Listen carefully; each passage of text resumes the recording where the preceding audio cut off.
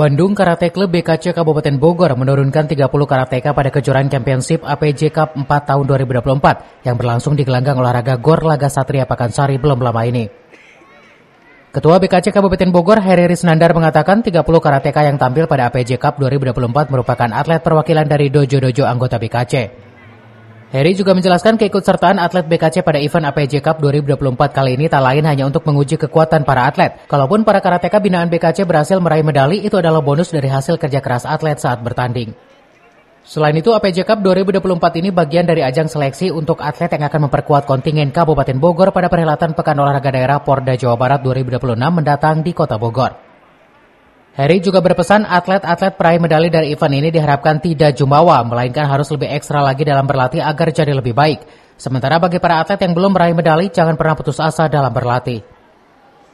Dari Kabupaten Bogor, Cevi Suryadi melaporkan.